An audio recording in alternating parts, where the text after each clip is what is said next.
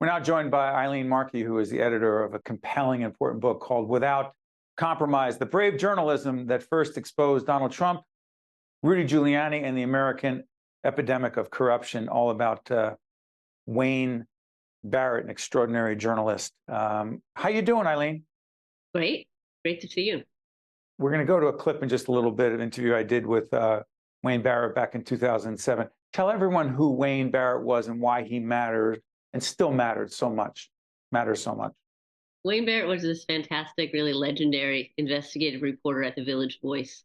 He wrote about New York City corruption matters, large and small, for 40 years. Almost all of that time, a weekly column in the Village Voice. Early in his career, he covered Donald Trump. A little bit later in his career, he covered Rudy Giuliani, came back to those characters again and again.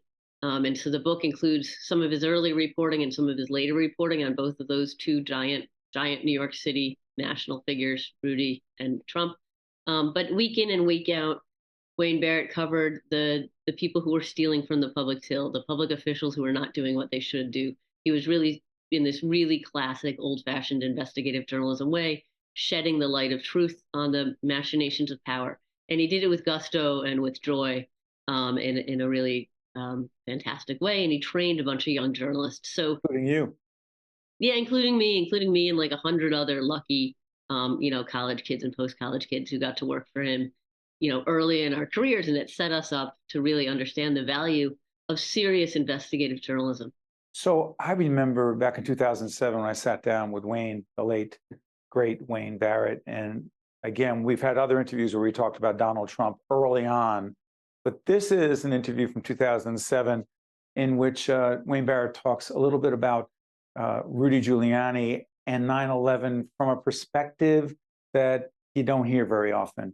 Here's that interview. Yeah, What's the issue with the command center? The command center is this $61 million operation that Giuliani created that was for these kinds of emergencies, but also for hurricanes, Right. West Nile virus. They had every conceivable telecommunications, video. It was the most high-powered command center in the United States built by Giuliani. So what's wrong with putting it? He puts it in 7 World Trade, in the complex that's already been attacked in 93. The highest ranking police officer in the police department, Lou Anamone, told us for the book that he did a vulnerability study of various buildings and locations in the city of New York that were the most vulnerable to terrorist attack. This was number 1. What do you think when you see that, Eileen? It's great to see our old friend in his glory again. And I remember when Wayne was working on the Rudy 9/11 book, and when he was uncovering that information, like I remember going out to lunch and him like, one of the things that was amazing and excellent about Barrett and really made him be the person he was and the powerful investigative journalist he was, is that he was angry every time he discovered something that wasn't right. He was angry for 40 years. It kept him going. And like when he learned what he just said in that clip, he was like, can you believe it? There was never actually any cynicism, right? Grizzly old reporter, but no cynicism. Just like, can you believe it? This is crazy. He put it in the worst place to put a command center. And of course, if you were to keep running that clip, what Barrett would say next is, Rudy put the bunker, a high in the sky bunker, where he did because he wanted to be able to walk there from City Hall because he wanted there to be cameras on him in this sense, in the case of an emergency. And of course, I think most people in the US, when they think about political response to 9/11 on the day of, first of all, obviously you think of the tragedy and the horror, but then when you think of government response, you think of Rudy Giuliani, and you think of Rudy Giuliani, America's mayor, with the baseball cap, covered in the dust. And that's because he put his command center in the most stupid place to put it, because he wanted to make sure that there were going to be those pictures in the case of whatever it was, hurricane or a flood or, so I remember when Barrett was discovering that and just the outrage, but it's also like the level of reporting that gets you to talk to the guy who was Rudy's advisor on that and look at the plans. And Barrett, in that book, there's really exhaustive analysis of all the things that were wrong with seven world trade because it was rushed, because it was improper. So what's interesting is that even though Rudy Giuliani gets a lot of credit for many of the things he did in connection with 9/11, with family members and being there and first responders, Wayne Barrett's argument was, okay, now let's talk about some other leadership decisions. And ironically, the book that Giuliani wrote about leadership, Wayne Barrett questions that. Shift gears, Donald Trump. One of the things about Wayne Barrett, and I have his Trump book in my library right next room over, he was obsessed in a good, healthy way and trying to understand Donald Trump. P.S. He was writing about Trump early on in Trump's career. Trump was constantly trying to co-opt Wayne Barrett, was he not?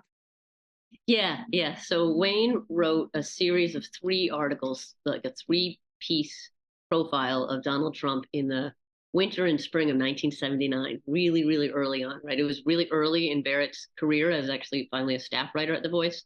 And they were, several thousand-word pieces. We have several of them in the book.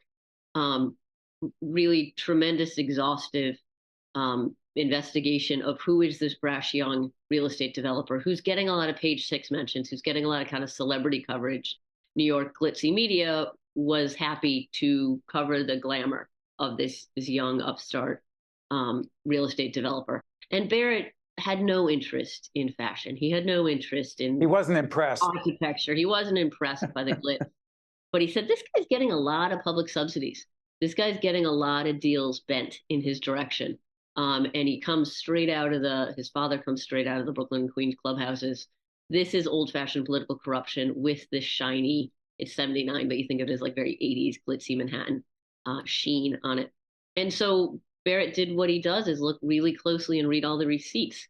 And those pieces, those 3 pieces from the winter and spring of 79 are just everything you needed to know about Donald Trump was written down there. The court documented racism, the inside deals, the corruption, everything that a lot of people somehow didn't really understand until 2016 or 2018. It was all there. Barrett had it dead to rights early on. But when he was reporting that story, which, took like months and months and months to report those pieces, Trump knew that this young reporter was sniffing around and kind of talking to his business associates and working his way in to eventually interview Trump. And Trump called him up one day and said, I noticed that you and your wife live in like a kind of rough and tumble neighborhood. In Brooklyn. He was in Brooklyn. In Brooklyn, like out of political commitment. They lived in Ocean Hill-Brownsville because they'd both been involved in the Ocean Hill-Brownsville school strike as young radicals aligned with Black radicals. And they lived there because they loved that neighborhood. But Trump, like, how could he ever understand such an idea or such a political commitment? So Trump was, you guys live in a rough neighborhood. I could get you an apartment in one of my new developments. Yeah. Which was a non-starter, right? Yeah. Wayne Barrett wrote about Donald Trump and understood Trump way before Trump was Trump now. And it's not that much different. It's so interesting. Let me ask you this. In the book, Without Compromise, is a series of essays, articles, features that were written by Wayne Barrett. Important. And search Wayne Barrett, you'll find out a whole range of important things about him. Real quick on this, if you could, Eileen. What do you believe Wayne Barrett would think of those of us, most of us in the media today, as it relates to the way we cover or don't cover corruption? I hate prognosticating, on people who are no longer with us. But what Wayne did in his work was, it was always, can I find the paper? Can I do the original interview? Can I find the document? Can I read the lawsuit? Can I read the deposition? Finding real facts. So much of journalism today is opinion, is prognosticating, is just kind of hot air. And I know with the rise of that kind of journalism, going back 20, 30 years at this point, Wayne found that really frustrating. One of Wayne's last kind of public events was he won an honor from City Limits in the fall of 2016. And he was already very ill at that point. And he gave this fantastic kind of old lion speech, really handing it, really castigating the TV media and how it was covering that election. It's so hard to remember back to the fall of 2016. It seems like a couple lifetimes ago now with all the country's been through. But he was so frustrated by the horse race coverage. He was so frustrated by the lazy coverage, right? And the Lazy. willing to like jump on sound bites instead of doing the work of really chasing down facts. Another famous thing Wayne always said is readers come to you not for dissertation, but for discovery. They come to you for facts, not for you to like, bloviate. It's what are the facts that you found? How can you deliver those to me? And how are the facts that the reporter finds able to strengthen democracy? It was really, he thought of himself as a detective for the people. That's right. The book is Without Compromise, the brave journalism that first exposed Donald Trump, Rudy Giuliani, and the American Epidemic of Corruption. Wayne Barrett, edited by Eileen Markey. Eileen, thank you so much. We appreciate it. Great to be with you. Thanks. And by the way, folks, get this book and read about the great, late Wayne Barrett. I'm Steve Adubato. That's Eileen Markey. We'll see you next time. One-on-One with Steve Adubato has been a production of the Caucus Educational Corporation. Funding has been provided by Seton Hall University, New Jersey Sharing Network, Delta Dental of New Jersey, NJM Insurance Group, Veolia, PSC, the Healthcare Foundation of New Jersey, MD Advantage Insurance Company, and by Atlantic Health System. Promotional support provided by New Jersey Globe and by NJ.com. Great drive fuels the leaders of tomorrow and today.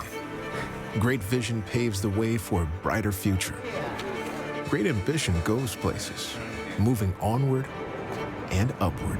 Great empathy finds strength in kindness and in each other, working together to create something bigger than they ever imagined. Great minds can change the world, and great minds start at Seton Hall.